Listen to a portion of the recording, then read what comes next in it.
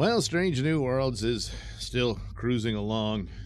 Well, not really cruising all that much. I mean, they rarely actually go to any Strange New Worlds. But in this episode, they did. Now, it's completely barren, and it holds no real significance to the episode, except that it has its own Guardian of Forever. It's not the Guardian of Forever. No, I don't know why you would confuse that, because you see, the Guardian of Forever was in this ruins of this ancient civilization long lost, and it was kind of a messed up circle thing, but it would create this time-traveling portal.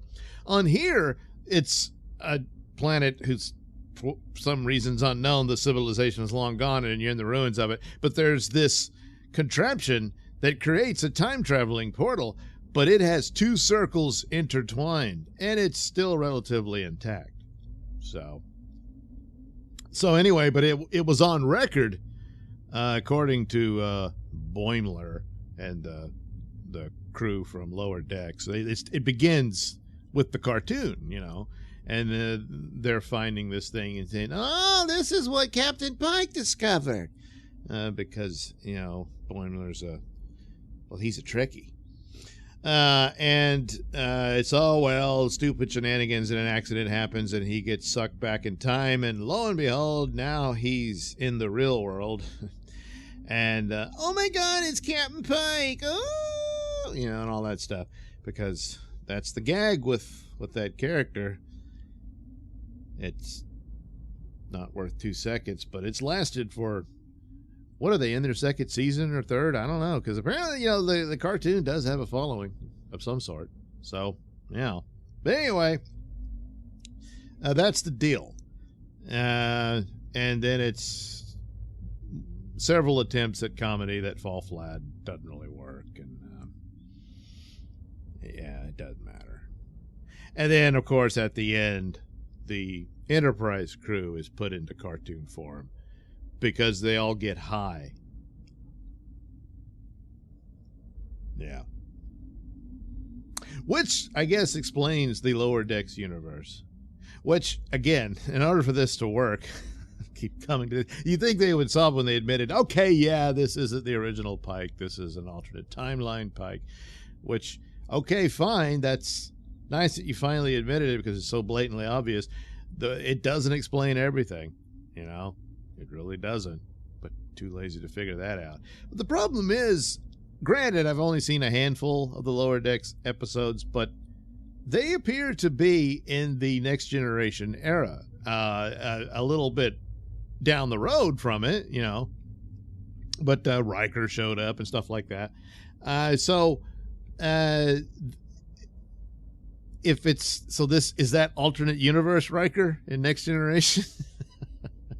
And because he comes, see, this was a missed opportunity to explore that aspect of their show. Not something they would do forever, but they keep doing time travel and missing this one aspect of it. Except for the one with Lady Khan and Kirk's romance story, where the Romulan just pretty much tells you what the deal is. But in here, you had the opportunity of Boimler looking around. He recognizes some aspects of it, but he's like, wow, our history's totally inaccurate. And then you come to find out that, oh, he didn't just travel in time, he traveled to an alternate timeline. And then they got to get him back to his, you know, and all that. And then his gal pal shows up and do their little act from the show and all that. But that would have been a more interesting thing to pursue. Plus, I think they're missing the opportunity for Pike to find out that he saw another Pike's future, not his own. It's not going to happen. And even if it does, they'll do it badly. So, dreaded this episode, I guess, because my expectations were so low that I was just sort of looking at it, you know, and I wasn't irritated or anything, but I was like, oh, what a waste of time. But now that it's happened, you know, I realize that's not the episode I dreaded when I saw that there's going to be a musical episode. At least Star Trek Discovery, they just did that with the cast for a little web thing they tweeted or whatever, you know, where they were singing a song about nerds. but it wasn't in the show. See, that's the amazing thing. They did that. They at least had some amount of sense to just do that. But here, it's going to be the episode. So the scorecard for season 2 is, the Lotus Eaters episode is their best. Probably the best of the entire series at this point. And the odds are it will not repeat that anytime soon. There's only, I don't know, one or two left. I mean, you got to go through the damn musical episode. So anyway, and then a few interesting moments in the another time travel episode with Kirk and Lady Khan, which, kind of surprised me because, I just wish she wasn't Khan's granddaughter. Couldn't she have been her own character, Whatever. But overall, that wasn't very good either. But Lotus Eaters, that was their best. That was their best. And it wasn't really all that great either.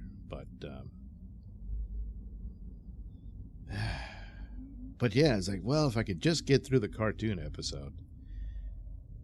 And they said, oh, you think that's bad? Well. So, there you go. But now, again, my expectations are, maybe I'll look at no, that's not going to happen. There's no way I'm going to like that one. So, anyway.